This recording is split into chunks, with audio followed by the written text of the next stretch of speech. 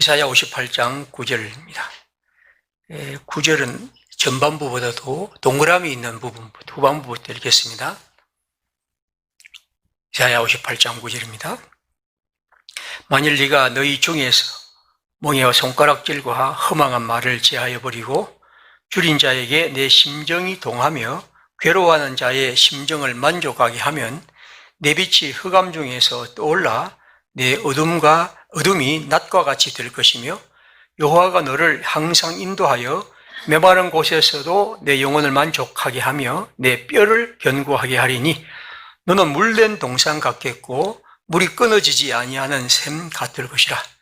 네게서 날 자들이 오래 황폐된 곳들을 다시 세울 것이며 너는 역대에 파괴된 기초를 쌓으리니 너를 일컬어 무너진 데를 보수하는 자라 할 것이며 길을 수축하여 거할 곳이 되게 하는 자라 하리라. 아멘. 요한서 이사야 40장부터 66장까지 일본적으로 이사야 후반부인데, 이 성경은 하나님의 새로운 세상, 다시 말하면 바벨론 포로에서 돌아와 하나님의 백성들이 살아갈 새 세상을 노래합니다. 그리고 그 세상은 어떤 것이며 또 우리가 어떻게 살아가야 할 것인가 하는 것을 노래한 성경이 바로 후반부입니다. 오늘도 그런 하나님의 새로운 삶을 이스라엘의 새로운 삶을 이야기하는 한 구절입니다. 먼저 11절에 보시면 여호와가 너를 항상 인도하여 메마른 곳에서도 내 영혼을 만족하게 하며 내 뼈를 견고하게 할 것이다. 영혼을 만족하게 하며 뼈를 견고하게 할 것이다. 그래서 너는 물된 동산 같겠고 물이 끊어지지 않은 샘 같을 것이라. 물된 동산, 이게 제가 알기로는 기독교 서점 이름이 하면 물된 동산을 제가 한번 기억이 나는데 아주 좋은 이름입니다. 물된 동산, 여기 있는 말입니다. 너희가 물된 동산 같겠고, 그러니까 물이 가득하고 풍부한 고대 이스라엘의 그 척박한 땅에서 이런 곳이 되고 물이 끊어지지 않은 샘같이 하나님이 너를 만들어 주실 것이라고 말합니다. 그 다음에 여기 보면 그 이후에 12절입니다. 네게서 날 자들이 오래 황폐된 곳들을 다시 세울 것이며 너는 역대에 파괴된 기초를 쌓으리니 자 너를 일컬어 무너진 데를 보수하는 자라 할 것이며 길을 수축하여 거할 곳이 되게 하는 자라 할 것이라. 이제 하나님이 우리를 사람들에게 혹은 어떻게 불려주냐 하면 무너진 데를 보수하는 자, 그리고 길을 수축하여 사람들이 거할 곳이 되게 하는 자라고 우리를 부를 것이라고 했습니다. 저는 오늘 이 성경에서 이 뒷부분, 특별히 하나님의 백성들이 하나님의 백성을 향하여 사람들이 무너진 데를 보수하는 자라고 그렇게 부를 것이라고 말합니다. 우리가 불릴 이름, 우리가 이 세상에서 불릴 이름, 우리는 여러 가지를 생각하지만 그 중에 저는 이 성경에서 무너진 데를 보수하는 사람, 이런 사람으로 우리가 불려지기를, 또 하나님이 그렇게 우리가 불려질 것이라고 말씀합니다. 여기서 무너진 데를 보수하는 자 혹은 길을 수축하여 거할 곳이 된다는 것은 무엇보다도 이스라엘 백성들이 바벨론에서 돌아온 상황을 먼저 생각해야 합니다. 우리가 이사야 40장 이하에 보면 너희는 위로하라, 내 백성을 위로하라, 하나님의 통치가 가까이 왔다, 그리고 그런 희망찬 노래를 합니다. 그래서 그들은 이제 바벨론에서 이스라엘로 돌아왔습니다. 그런데 여러분, 그들이 만난 현실은 이사야 예언자가 그토록 희망과 또 소망을 담아 말했던 것과는 다릅니다. 오히려 그들이 만난 현상은 굉장히 절망적이었죠. 다시 말하면 그 이후에 한 바벨론에 잡혀가고 한 70년이 지난 다음에 그들의 사람들이 떠나버린 성읍에는 거의 풀이 남았고, 그리고 다른 나라의 사람들이 또 몰려와서 거기서 살고, 그리고 하나님을 향한 신앙은 엉망이 되어버렸고, 그리고 길이 무너져 버리고, 또 성벽들도 다 허물어져 버린 상태입니다. 여러분, 그 먼 곳에서 다시 돌아온 그들이 봤을 그 나라의 상황은 이사야 예언자가 말했던 것과는 정반대의 그런 상황처럼 비춰지고 있습니다. 우리가 일제시대에 해방됐다 하지만 사실 그것은 그곳에 살고 있었습니다. 하지만 이 사람들은 멀리 포로로 쫓겨간 그들이 이제 다시 돌아왔습니다. 그러니까 그 상황이란 것은 우리가 상상할 수 없는 그런 절망적 상황이었습니다. 그래서 여기 보면 너를 일컬어 무너진 데를 보수하는 자, 길을 수축하여 거할 곳이 되게 하는 자란 말은 먼저 우리로 그것을 생각합니다. 시간이 지나고 그들이 와서 이렇게 저렇게 일하지만 그 일은 어떻게 끝날지 모르는 그런 절망적 상황이 그들에게 닥쳐 있습니다. 성벽은 무너졌고 길은 허물어져 버리고 그리고 모든 것은 다 엉망이 된 상황. 시간이 지나지만 그것은 잘 이루어지지 그리고 잘 추스러지지 않는 상황이었습니다. 오늘 성경은 말합니다. 하나님의 백성들, 이제 네게서 날 자들이 무너진 데를 보수하고 길을 수축하여 거할 곳이 되게 하는 자라고 불리어질 것이라. 하나님은 이제 그들에게서 바로 이런 사람을 일으켜 세워주실 것이고 또 그들이 바로 그 성벽을, 그 길을 무너진 것들을 다시 세우고 다시 건설하게 할 것이라고 말씀합니다. 근데 저는 이 성경을 가만히 읽어보면서 느끼는 것은 여기서 무너졌다는 것, 또 길이 허물어졌다는 것은 단지 우리가 말하는 그 예루살렘 성벽과 같은 성벽이나 또 우리가 말하는 길, 그걸 의미하는 것은 아니라고 봅니다. 물론 그것도 여기에 들어있는 것입니다.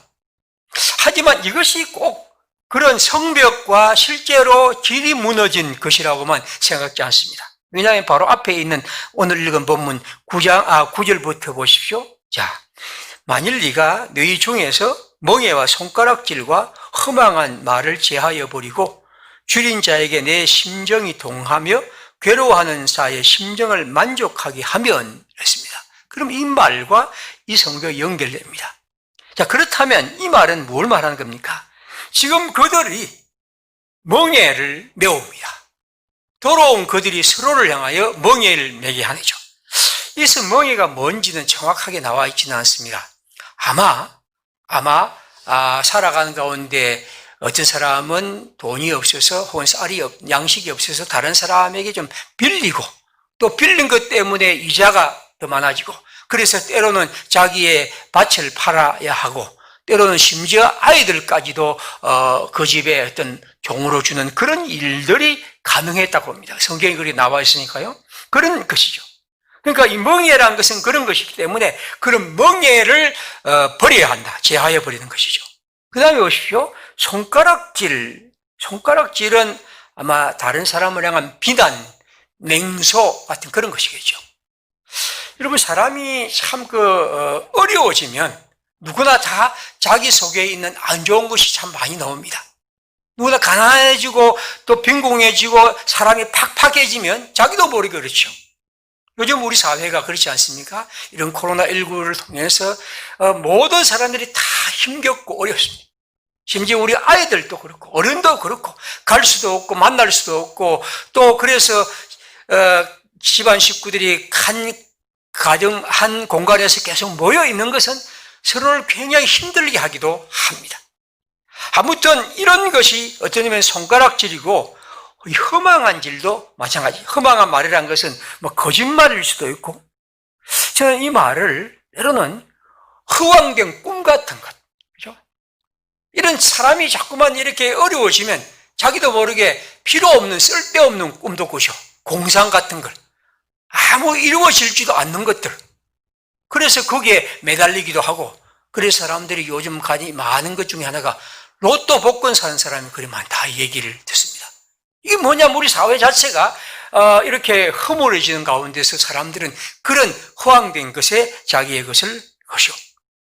여기 보십시오. 줄인 자에게 내 심정이 동하며 괴로운 자의 하에 심령을 만족하게 한다는 것은 그 사이에 굶주린 이들을 외면하죠. 여러분, 이 세상에서 이 배고픔이란 것만큼 더 힘든 시련이 있을까요? 그런 것에 대해서 우리의 심정이 같이 동하고 같이 배고파하며 거기에 참여하기보다도 그것을 무시해버리는 것. 그 다음에 괴로워하는 사람이라는 것은 그와 비슷한 일이 되겠죠. 그 나름대로 이러저런 어려운 가정이든 혹은 아이들이든 부모들이든 이런 문제 속에서 고통당하는 사람들에 대해서 외면하는 것들이죠. 자, 지금 돌아온 그들이 우리 개인으로도 다 살아가는 가운데 우리가 다 나름대로의 어려움들이 있지만 이런 바벨론에서 돌아와서 아무것도 없는 상황에서 이러저런 이 문제를 풀어가고 일을 만나고 할 때 그들에게 이런 수많은 문제 앞에서 그들은 힘겨워하고 팍팍해집니다. 오늘도 우리가 다 그렇지 않습니까? 그런 가운데 우리들은 마치 군대의 각개전투처럼 오직 혼자만 살겠다고 생각하고 혼자만 하죠. 그래서 요즘 이 코로나 백신에 대해서 보면 저는 상당히 이 세상이 세계관이 이런 소리를 수없이 하더만 요즘은 그냥 오직 자기들 나라만, 그래서 미국은 인구의 몇 배의 백신을 확보했다. 그러면 아프리카의 가나나 이런 사람은 어떻게 하자는 거죠? 우리는 어떤 의미에서 이런 팍팍한 세상이 되면서 정치의 지도자든 사람 모두 개인이든 다 그런 심각한 상황에 빠지게 됩니다. 자, 여기에서 오늘 우리가 무너진 데를 보수하는 자란 말은 그런 의미에서 단지 성벽과 단지 길을 고치는 그런 사람만이 아니라는 겁니다. 오히려 이 성경은 우리에게 이런 슬프고 고통스러운 상황을 보며 이 문제 앞에서 이것을 고치며 이것을 새롭게 하며 다시 세우는 그런 사람, 이것이 바로 하나님이 오늘 우리에게 말씀하는 것입니다. 그래서 12절에 뭐라고 말씀했습니까? 네게서 날 자들이 오래 황폐된 곳들을 다시 세울 것이며 너는 역대에 파괴된 기초를 쌓으리니 너를 일컬어 무너진 데를 보수하는 자라고 할 것입니다. 오래 황폐된 곳, 역대에 파괴된 기초, 이것이 뭘까? 어떤 사람은 쉽게 예루살렘 성전이라고 말하는데 저는 이것을 단지 예루살렘 성전이라고만 보고 싶지는 않습니다. 오히려 이사야 58장에서 이 금식에 대한 얘기를 하면서 이사야 예언자가 말했던 걸 보면, 그리고 방금 우리가 읽은 성경 말씀을 보면 역대 파괴된 기초와 오래 황폐된 곳은 뭡니까? 하나님이 예전부터 우리에게 주신 말씀, 그 생명의 길, 그리고 그것이 지금 허물어져 버리고 무너져 버리고 특별히 이런 바벨론 포로에서 돌아와 고통스러운 상황에서 더 그것이 힘들어지고 팍팍해진 이 세상에서 우리가 그것을 다시 이렇게 세우고 다시 그것을 보수하고 그리고 다시 건설하는 것, 이것이 지금 이 성경이 말씀하는 것입니다. 역대에 파괴된 기초를 다시 쌓고 오래 황폐되어 버린 곳들을 다시 세우는 일, 다시 말하면 하나님께서 우리에게 말씀하신 그 생명의 진리와 그 길, 그것을 다시 건설하는 것이 바로 하나님께서 우리에게 말씀하신 무너진 데를 보수하는 자의 삶입니다.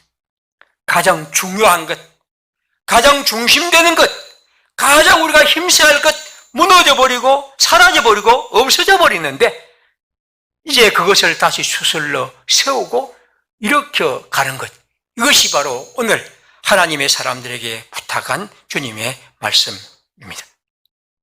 오늘 우리는 이 시대에 무너진 데를 보수하는 자로 불러야 합니다. 주님 우리를 그렇게 부르신 것이죠. 여기 무너진 것, 역대의 기초, 이것은 우리가 가장 기본적이고 기초적인 가장 중요한 것에 대해서 우리로 관심을 기울이게 합니다. 한번 그래프를 하나 소개를 하죠. 이 그래프는 여러분이 멀리서는 잘 안 보이시겠지만 OECD 혹은 또 이 유엔에서 전 세계의 통계를 냈습니다. 그 어떤 통계냐면 산업재해율에 대한 것이죠.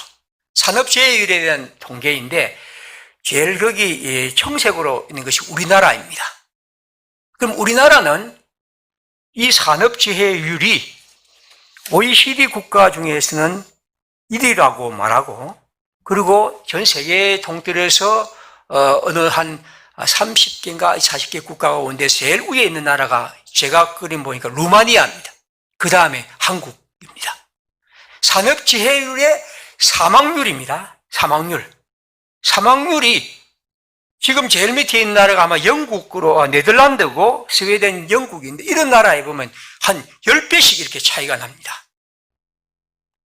그러니까 한국이, 우리나라가 산업재해를 통해서 사망의 인구가 이렇게 압도적으로 높습니다. 우리는 지금 한국이 OECD에 어떤 유료가 되어 있고 또 우리는 K 방역이 어떠니 이런 얘기를 하지만 한국의 산업재해율과 사망률은 세계의 으뜸을 달리고 있습니다. 그 다음 통계를 한번 보십시오. 그 그래프는 뭐냐면 저기 작은 데가 한국입니다. 이것이 산업재해율입니다. 앞에는 사망률이고 이 밑에는 산업재해율입니다. 그러면 산업재해는 그렇게 확 적습니다. 놀랍지 않습니까? 보통 우리가 산업재해가 많으면 산업재해 사망률이 많을 것 같은데 산업재해율은 낮고 사망률은 높다는 것, 이상한 통계가 나왔습니다. 이게 왜 그럴까요? 결국은 산업재해를 당한 사람들이 통계에 잡히지 않는 거죠. 그러니까 신고를 하지 않고, 왜냐하면 그것이 세상에 불이익이 온다고 해서 신고를 하지 않음으로써 이런 일이 일어난다고 대부분의 통계학자들이 그렇게 말합니다. 제가 왜 오늘 표를 드리냐면 우리의 삶의 이 경제, 이것의 중심이 뭘까 하는 것입니다. 이건 뭡니까? 인간입니다. 인간의 살림살이죠. 물론 사람들은 경제란 것이 어떤 이윤을 많이 내고 우리가 잘 사는 것이고 성장하는 것이라고 말하지만, 그러나 근본적으로 경제란 것은 사람의 살림살이고 그 사람의 살림살이를 윤택하게 하고 거기에서 생명을 존중해야 하는 겁니다.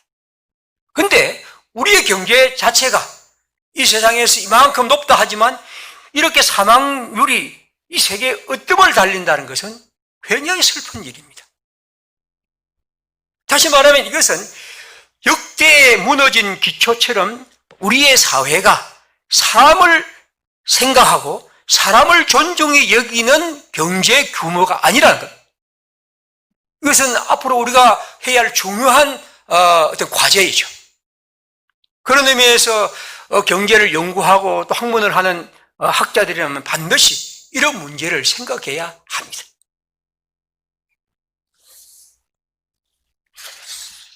지난번에 이 밴드에 우리 김미선 집사가 그런 글을 올렸죠. 방금 청년들과 줌을 통해서 하나님 나라 1강을 공부하고 느낀 것을 나누었습니다. 오늘은 첫 시작이라 오디오가 끊어지고 산만하긴 했지만 신선한 만남이었습니다. 자, 청년들은 하나님 나라 1강을 들으면서 강의 중 천당이란 말은 성경에 없다는 것, 하나님 나라란 말의 의미가 단순히 죽어서 가는 곳이 아니라 지금 이 땅에도 적용돼야 한다는 것, 그리고 찬송가에서 하나님 나라와 천국이 똑같은 말인데도 다르게 분류하고 있다는 것, 이런 문제를 지적한 것이 인상 깊었다고 합니다. 그렇게 적혀 있습니다. 제가 그대로 읽었습니다. 제가 그걸 읽으면서 제가 이 밴드 내에 여러분의 글을 좀 올려달라는 것이 그게 설교의 재료가 되기도 합니다. 제가 나무라는 것 아니고 이런 게 참 좋은 것이지 않습니까? 이런 걸 통해서 제가 이해하게 되고 이걸 통해서 우리가 설교가 훨씬 더 생생하게 얘기할 수가 있죠. 단지 나무의 책보다도 이런 얘기가 훨씬 좋지 않습니까? 보십시오. 자, 우리의 청년들이 그 강의에서 하나님의 나라가 천국, 하늘나라가 같은가 다른가 질문에 우리 모두가 다 그건 하나님 나라와 하늘나라는 똑같다고 생각해야 하는데 많은 사람들은 아직도 하늘나라와 천국은, 하나님 나라와 천국은 다르다고 생각하는 사람이 있습니다. 천국은 죽어서 가는 나라라고. 그러나 알다시피 이것은 똑같은 말입니다. 그 다음에 우리나라 찬송가가 어떻게 그것을 다르게 분리하고 있고, 심지어 하나님의 나라를 단지 교회만 생각하고 있고 뭐 그런 얘기죠. 심지어 예수 믿어 천당 간다 하는 말까지도 우리가 막 말한다는 거죠. 여러분, 천당은 성경에 없는 말입니다. 오직 천국, 즉 하나님의 나라만 있습니다. 자, 그러면 보십시오. 우리가 지금 예수를 믿어 하나님의 나라에 들어간다, 하나님 나라 백성이 된다는 만큼 중요한 말이 있습니까? 근데 아직까지도 우리는 예수를 믿어 하나님의 나라에 간다는 말이, 하나님의 나라 백성이 된다는 말이 무엇인지에 대해서 정확하게뿐 아니라 진정으로 살아있는 언어로 이해하고 그것을 받아들이고 있는가 하는 것이죠. 이것이 오늘 문제입니다. 저는 이 정광훈 현상의 하나의 중요한 문제는 우리 한국 기독교가 가장 역대 무너진 기초와 황폐된 형태를 봐야 합니다. 이렇게 오래된 우리들의 교회에서, 그렇게 큰 규모의 교회에서 수많은 사람들이 기독교고, 오늘 기독교인들이 오늘 이 한국 사회의 어떤 지도적 위치에 있는 사람이 굉장히 많은데, 천국과 하나님의 나라도 구분하지 못한다면, 그리고 하나님의 나라를, 천국을 단지 죽어서 생각하는 그런 것으로 생각한다면 이게 얼마나 슬픈 일입니까? 이게 어떻게 우리가 하나님의 백성으로서 말할 수 있는 것입니까? 그런데도 오늘 수많은 한국의 기독교는 여전히 천국을 마치 천당처럼 생각하고 있고 하나님의 나라를 그런 식으로만 이해하고 있다는 거죠. 그렇기 때문에 이 땅에서 우리가 하나님의 나라 백성으로서 살아가는 것이 무엇이며, 하나님의 백성으로 사는 것이 내가 지금 현재 밥 먹고 옷 입고 회사에 다니고 공부하고 또 사업을 하고 사람을 만나고 결혼하고 또 함께 사람과 살아가는 것이 무엇인지에 대해서 진정한 고민과 고뇌를 하지 않는 것이죠. 오늘 성경은 우리에게 말합니다. 역대 무너진 기초를 쌓는, 무너진 데를 보수하는 사람으로 하나님 우리를 부르셨다는 것입니다. 오늘 우리에게 지금 한국의 기독교에 대해서 한 이런 정광훈 현상의 도전은 바로 우리로 가장 기본적이고 기초적인 것, 가장 중요한 것, 이런 언어 하나하나에 대해서 우리로 다시 생각하게 합니다. 성찰하게 합니다. 다시 한번 그것을 생각하고 내가 진정으로 그것을 정확하게 예수께서 주님의 복음이 말씀하신 것을 이해하고 있는지를 묻고 계시는 것이죠. 이제 몇 가지를 보겠습니다. 교회란 것이지 보겠습니다. 교회. 디모데전서 3장 15절은 이렇게 말합니다. 만일 내가 지체하면 너로 하여금 하나님의 집에서 어떻게 행하여야 할지를 알게 하려 함이니 이 집은 살아계신 하나님의 교회요 진리의 기둥과 터니라. 교회는 하나님의 집이고 거기에 하나님이 살아계시고 그것은 진리의 기둥과 터라고 했습니다. 그런데 오늘 교회가 이 땅의 수많은 교회, 우리 교회까지 교회가 과연 무엇인지에 대해서 우리는 진정한 의미에서 그 기초를 한번 물어본 적이 있습니까? 어떻게 보면 오늘 제가 볼 때 많은 한국의 교회들은 이제 어떻게 보면 하나의 거대한 조직이 되고 어떤 경영술이 되고 심지어 사교장이 되고 인맥 형성의 한 장이 되어가고 있는지도 무리합니다. 교회는 무엇인지에 대해서 우리는 무리합니다. 목사는 뭡니까? 말라기야 2장 7절입니다. 제사장의 입술은 지식을 지켜야겠고 사람들은 그의 입에서 율법을 구하게 되어야 할 것이니 제사장은 만군의 여호와의 사자이다. 제사장, 즉 목사는 만군의 여호와 하나님의 사자입니다. 사자란 것은 보냄받은 사람입니다. 하나님이 말씀을 주어 파송한 사람입니다. 그러므로 그는 하나님의 말씀의 지식을 언제나 지켜야 합니다. 그 입에서는 하나님의 말씀을 선포해야 하고 그 입에서 하나님의 사자가 아닌 말씀이 드러나지 않도록 끝없이 그는 자기를 제어해야 합니다. 아무리 하고 싶은 말이라도. 오늘 우리가 이 말씀을 통해서 비로소 하나님의 교회의 사람들은 우리의 기초에 대해서 생각하게 합니다. 그리스도인 시편 16편입니다. 땅에 있는 성도들은 존귀한 자들이니 나의 모든 즐거움이 그들에게 있도다. 그리스도인은 누구십니까? 하나님의 성도로서 존귀한 사람입니다. 존엄하고 거룩한 사람들입니다. 우리는 그저 이 세상에서 있는 수십억 인구 중에 한 명이 아니라 그런 존재가 아니라 존귀한 사람입니다. 존엄한 사람. 오늘 그리스도인은 자기 자신의 정체에 대해서 그런 것을 이렇게 합니다. 믿음은 무엇입니까? 바라는 것들의 실상이요 보이지 않는 것들의 증거입니다. 그런데 믿음을 가진 사람들이 기껏 보는 것이 항상 보이는 것만 보고 아는 것만 알고 그것은 아니죠. 우리가 믿음이란 것은 그것을 넘어서는 것이고 그 속에서 진정한 것을 보는 것입니다. 헌금은 무엇입니까? 환난의 많은 시련 가운데서 그들의 넘치는 기쁨과 극심한 가난이 그들의 풍성한 연보를 넘치게 하였느니라. 모순입니다. 모순입니다. 극심한 가난과 풍성한 연보는 모순된 말입니다.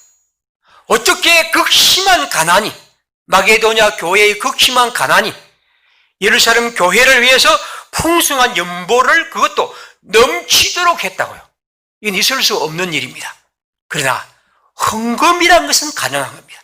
저는 이 성경을 읽으면서 느끼는 것은 바울이 액수에 대해서 우리에게 말하고 있지 않다고 봅니다. 이 마게도냐 교회는 그들의 가난 속에서도 더 큰 가난 속에, 기근 속에 처한 예루살렘 교회를 향한 사랑으로 들었기 때문에 바울은 우리 예수님이 가부의 돈을 부자의 많은 것보다 더 크게 보셨던 하나님의 계산법처럼 오늘 또 이 마게도냐 교회 성도의 헌금을 그렇게 보신 것이죠. 이것이 바로 우리가 하나님의 말씀 앞에 가져야 할 기초입니다. 예정은 뭡니까? 그 뜻의 비밀을 우리에게 알리신 것이요 그의 기쁘심을 따라 그리스도 안에서 때가 찬 경륜을 위하여 예정한 것이다. 사람들은 예정을 말할 때 내 구원은 따놓은 당상이라고.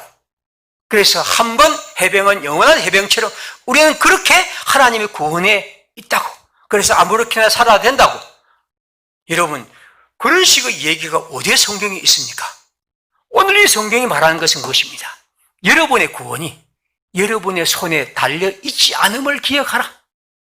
여러분의 구원과 그것은 하나님의 오랜 창세전의 예정과 섭리 속에 있음을 기억하라.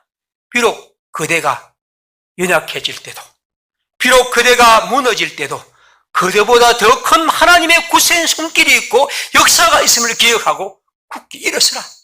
주님의 언어는 그것이지 우리가 이 땅에서 이 예정이 우리를 안일하고 잘못된 삶으로 이끄는 그런 보장터가 되는 것은 절대로 아닙니다. 평화, 이것을 너희에게 이르는 것은 너희로 내 안에서 평안을 누리게 하려 함이라. 세상에서는 너희가 환난을 당하나 담대하라. 내가 세상을 이기었노라. 주님의 평화는 세상이 주는 것과 다른 하나님의 평화입니다. 오늘 우리가 이런 평화를 가진 사람으로서 하나님을 섬기고 살아가야 하는 것입니다. 특별히 잘 아는 이 마태복음 5장 10절에 의를 위하여 박해를 받은 자는 복이 있나니 천국이 그들의 것입니다. 어떻게 이것이 행복일 수 있습니까? 여러분, 이 성경은 우리로 행복이라고 하는 이 모든 인간이 추구하는 행복의 생각과 삶을 완전히 뒤바꾸어 버린 것입니다. 박해를 받는 사람이 행복하다요. 의를 위하여 박해를 받는 사람이 행복한 사람이라고 해서 우리로 하여금 우리가 갖고 있는 생각을 바꾸면서 하나님의 기초, 하나님의 신앙의 기초에 진정한 행복이 무엇임을 우리에게 말씀합니다. 어제 제가 하는 하나님의 나라 강의의 8-2 번째 강의에서 누가복음 16장 9절입니다. 내가 너에게 말하니 불의의 제물로 친구를 사귀라. 그리하면 그 제물이 없어질 때 그들이 너희를 영주할 처소로 영접하리라. 우리 모든 사람들이 날마다 만나는 제물, 물질, 이건 어느 누구도 죽을 때까지 자유로울 수 없습니다. 성경은 그것을 예수님의 말씀을 따른다면 불의의 제물입니다. 불의의 제물, 하나님의 의에 견주어서 그것은 불의한 것입니다. 그것은 세속의 것입니다. 우리는 하나님의 백성으로서 제물을 이 세상 사람들은 어렵다고 생각하고, 이 세상 사람들은 자기의 것이라고 생각하고, 이 세상 사람들은 가장 중요한 것이라고 생각할 때 우리는 제물을 불의한 것으로, 남의 것으로, 세속의 것으로 생각해야 합니다. 하지만 우리는 또한 이 불의한 제물을 통해서 친구를 사귈 때 마치 나사로를 사귄 부자가 나사로를 사귀 하듯이 그렇게 함으로써 우리는 영원한 하나님의 나라에 이룰 수 있습니다. 제물은 불의한 것이지만 그 불의한 제물로 진정한 하나님의 뜻을 순종하며 살아갈 때 그것이 영원한 생명에 이르는 도구와 방편이 된다는 것이죠. 이것이 주님이 우리에게 말씀하신 것입니다. 그 외에 구원과 생명과 영생과 이런 것들. 마지막으로 역성 하나만 하겠습니다. 마가복음 14장 9절입니다. 내가 진실로 너희에게 이르노니 온 천하에 어디서든지 복음이 전파되는 곳에는 이 여자가 행한 일도 말하여 그를 기억하리라. 여자는 기억하지 않습니다. 여자는 그 이름도 그 어떤 것도 아무 의미 없는 일입니다. 그러나 예수님은 말씀합니다. 이 여자가 행한 일, 주님께 십자가의 마지막 순간 그의 십자가의 의미를 알아채고 향유를 부른 이 여인의 얘기를 주님은 말씀합니다. 이 여자가 행한 일을 복음이 전파되는 모든 곳에서 기억하리라고 합니다. 여러분, 오늘 그런 의미에서 여성이라는 그 자체로 만약 교회가 사람을 차별한다면 그건 복음이 아닙니다. 하나님의 복음은 그렇게 말한 적이 없습니다. 예수님은 이 여성의 아름다운, 제자들도 어느 누구도 알 수 없는 하나님의 십자가의 비밀을 알고 거기에 참여한 이 아름다운 여인의 향유의 얘기를 통해 우리에게 말씀합니다. 그는 하나님의 복음의 가장 훌륭한 사람이었고 그 아름다운 일을 여러분들이 잘 생각하고 그것을 이제 기억하라고 말씀합니다. 그런 의미에서 우리는 여기 제가 말씀드린 이런 믿음과 헌금이나 예정이나 평화나 혹은 물질이나 여성이나 혹은 모든 것들을 이 기초를 다시 생각해야 합니다. 오늘 정광훈 현상은 여러분 우리로 하여금 우리 기독교가 지금까지 갖고 있는 이 수많은 아름다운 언어들, 참된 생명의 언어들을 그 말씀 속에 담긴 말 하나하나의 깊이에 이를 수 있도록 다시 우리는 그것을 세우고 다시 일으키고 그리고 그것을 쌓아가야 합니다. 이것이 오늘 우리가 처한 하나님의 교회가 처한 가장 중요한 일입니다. 하나님은 그런 사람을 향하여 묻은 죄를 보수하는 자라고 말씀합니다. 저는 이 성경을 읽으면서 예레미야 1장 10절을 생각했습니다. 보라, 내가 오늘 너를 여러 나라와 여러 왕국에 세워 네가 그것들을 뽑고 파괴하며 파멸하고 넘어뜨리며 건설하고 심게 하였느니라. 제가 이 성경을 해석할 때 크게 두 가지로 나누었습니다. 6가지 동사 중에 4가지 앞의 동사는 무너뜨리고 그들을 파괴하는 것, 불의에 대해서 하나님이 심판하는 것입니다. 그러나 동시에 2가지는 건설하며 심는 것처럼 그것은 다시 세우는 것입니다. 저는 이 둘 중에 뭐가 더 어려울까라고 생각하다가 요즘은 두 번째가 더 어렵겠구나 하고 생각했습니다. 어떤 의미에서 우리가 오늘 우리의 시대에 대해서 불의에 대해서 비판하고 판단하고 나무라고 때로는 그것을 무너뜨리는 것, 그건 할 수 있는 일입니다. 그러나 건설하고 심는 것은 참 힘겨운 일입니다. 그것은 지당한 작업입니다. 무너진 데를 보수하는 자라는 것은 참 폼나지 않는 일입니다. 어떤 의미에서 설계를 내 혼자 딱 하고 그 다음 나름대로 딱 하고 이런 것은 쉽죠. 우리가 집도 수리하는 것이 훨씬 어렵다고 얘기하지 않습니까? 오늘 우리 하나님의 백성들이 이런 묻어진 데를 수보하는 일은, 보수하는 일은 힘든 일입니다. 귀찮은 일입니다. 사람들이 잘 알아주지 않는 일입니다. 그러나 어떤 의미에서 궁극적으로 우리가 할 수 있는 일은 온전히 새롭게 하는 일보다도 세우는 일이죠. 왜냐하면 하나님이 이미 하셨고 예수 그리스도께서 이미 이루신 일이 있는 것이고, 우리는 그 일이 무너진 것을 보고 그것을 보수하고 그것을 수축하고 새롭게 하는 것이 바로 우리들의 일입니다. 저는 우리 그리스도인들이 오늘 이 일에 힘싸였고, 그리고 우리 평화교회도 이런 하나님의 교회에 건설하는 일들에 우리가 함께 참여하는 것, 이것이 바로 오늘 우리 시대의 그리스도인이라고 봅니다. 마지막으로 에드가 게스트의 이 시 하나를 읽어드리고 마치죠. 하나의 깨어진 꿈은 모든 꿈의 마지막이 아니다. 하나의 무서진 희망은 모든 희망의 마지막이 아니다. 폭풍우와 비바람 무로 별들은 빛나고 있으니 거대의 성곽들이 무너져 내릴지라도 그래도 다시 성곽 쌓기를 계속하라. 비록 많은 꿈들이 재난에 무너져 내리며 고통과 상한 마음이 세월의 물결에서 그대를 넘어뜨릴지라도 그래도 신앙에 매여 달리라. 그대의 비밀한 공포와 아직 그대를 주장하는 동안, 그리고 그대의 눈물에서 새로운 교훈을 배우기를 힘쓰라. 우리 함께 기도하겠습니다.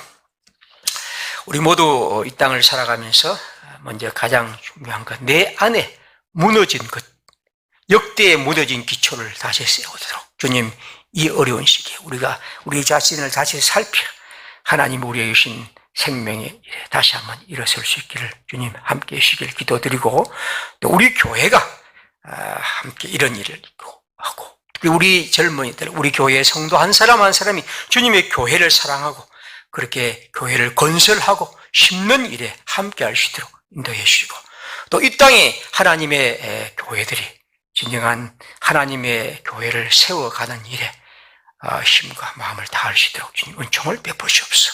기도하겠습니다.